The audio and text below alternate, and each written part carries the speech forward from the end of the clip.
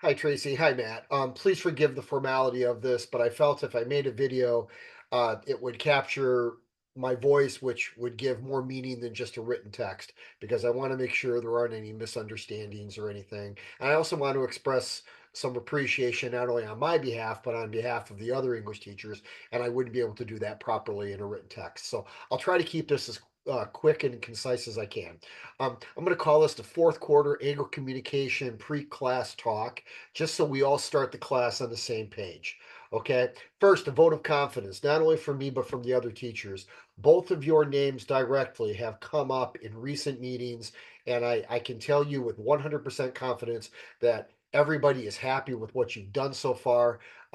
They couldn't be any happier with the work of both Matt and Tracy. So I think you should know that right now, because I know that we've gone through a rocky period with the going from the semester system to the quarter system, and new books, and the too many S fiasco. But and we've had those meetings, and both times your names have come up, and the other teachers could not be happier. I enjoy working with you. It's been one of the highlights of the year. So I just want to give you that vote of confidence because I think that's important.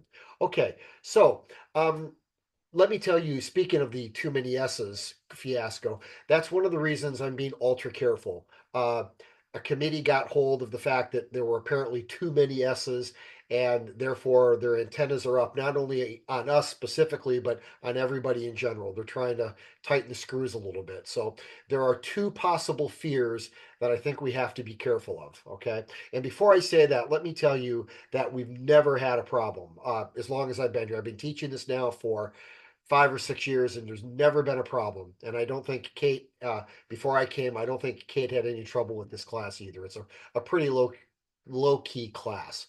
Anyway, the main problem is this: students might complain about problems between classroom practices and what is listed in the syllabus. Okay, so that's it. If you have a pizza party in your class every single week and nobody complains, it's okay.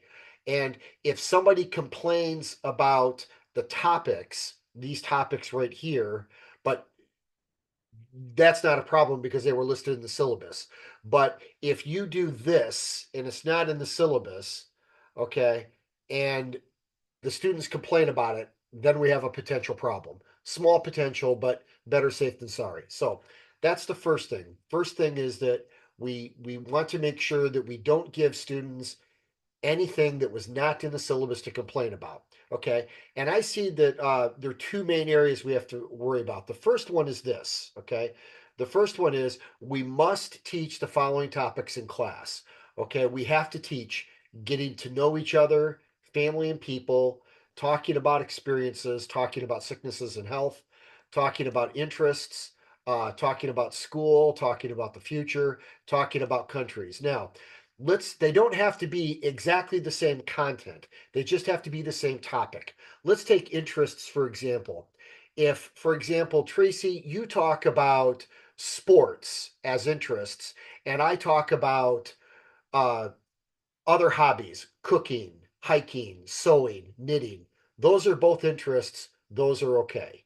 But we just have to make sure that we talk about something that will fall under the category of getting to know each other, family, experiences, sickness, health, interests, school, the future, and countries. Okay. Okay. The second thing, and this is a little bit stickier, we have to be consistent in our grading. Now, the problem we have here is that ego communication is now very different from the last class because it's gone from 15 classes into 8 classes. And also because we're not going to have the time to give students 1 or 2 classes to prepare PowerPoint slides for presentations, which we were doing before. So this is what we have right here. We have to have, first, we have to have 10% of the grade must come from homework. 40% of the grade must come from presentations, and 50% of the grade comes from miscellaneous or sono hoka. Okay. Now, this is my proposal. The first thing, or first, this is how it looks like on the syllabus. Okay. This is your homework right here. That's 10%. Your presentations will comprise 50%, and then, or 40%, sorry, 40%. Your presentations will comprise 40%, and then the etc. stuff will comprise 50%. That all works out to be 100. This is how I suggest we do it. Okay, so first, 10% of the grades got to come from homework. So what I'm going to do, I'm going to make pre-class YouTube videos. Okay, I'm going to make pre-class YouTube videos that students have to watch. And their way of taking attendance, they only have to type their name in the comments. That's all they have to do. They don't have to fill out any paper. They don't have to do this. All they have to do is write their name. But what if they don't watch the entire video and just write their name? I guess that's, I can't control that. So the key point is that we will have fulfilled this requirement. Okay, so the homework will be to watch a pre-class YouTube video. Okay, 10 total points will be broken down this way. There'll be 7 videos, 1.5 points each. It comes out to 10.5 points. They get a 5-point bonus. Now, they should watch it. They should watch it every week before class, but if they don't, and they all watch them before the end of the last class, I would allow that. I want to give everybody an opportunity to pass. I'll let you, whether or not you use this, I trust you. You are certainly qualified to make that decision, but this is one option that we can use. Okay. Now the next part too. So before class, they watch the video part. Now, sorry, the video is going to be between 1.5 points each times 7, 10.5 points. Now, this is how I'm going to teach my class this semester. Okay. Part one, I'm going to break it into 3 parts. Part one, I want to just practice the who, what, where, when, why, those questions we used in the book we started, From Knowledge to Skill. I'm going to use those sections. Um, they're effective, and it'll save me a lot of preparation work. If it sounds like I'm being lazy, it's because I'm being lazy. Okay, part two. This will be where I teach the main topics that we talked about: family, interests, countries, sicknesses, and health. That's where I'm going to teach that. And then part three, whatever time I have left over, I'm going to be playing some interesting English games or doing interesting English activities. So those would look like this. Part one would be these kind of activities. I'm going to give students some time to fill in the blanks. Then I'm going to give them the answers. And then I'm going to ask them to ask a partner these questions that they just made. Part two would be all of the new topics that we're going to be covering. I want to redraw everything. No pressure to use it, but some like Tracy, you would know, like if you look, this is the rough draft of family that I'm going to be redoing soon. The old spike illustrations, they were effective, but they're kind of old and they need a facelift. I think this will be much better. So part two is where I'm going to teach the main topic for each lesson. And then part three, this will be the leftover time that I have where I'm going to teach or do interesting English activities and games. This is a version of Clue. Matt, I don't know if you have the Clue murder mystery game in New Zealand, but in America, it's a pretty common board game.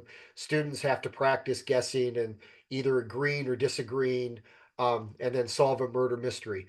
All of this material I will share with you. Okay, so you're free to use it or not use it. Okay, now for points, this is how it would look like.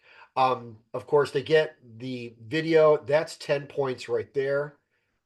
Presentations would be 40 points total. So, for example, part one, presentations would be part one and part two, and they would count for 40 points total. Okay, so 3 points each. So each week, this would be 3 points, and this would be 3 points. So 3 points each, 7 classes times 6 points each, 42 points. So they would get, each class would get 6 points, for this. This would be 3 points, 3 points, that's six. And then, or yeah, three each. And then uh, part two, the main topic, I'm going to give that 50 points each, 8 classes times 5 points. So tomorrow's class, I will not be teaching this part because it's an introductory class. I'll just be teaching this, which is the getting to know you. Okay. And they'll get 5 points for this. The following week, we'll do part one and part three. Okay. So this works out to 50 points. So if you look at it this way, okay, 10 points for the video. Okay, 50 points for 50 points for the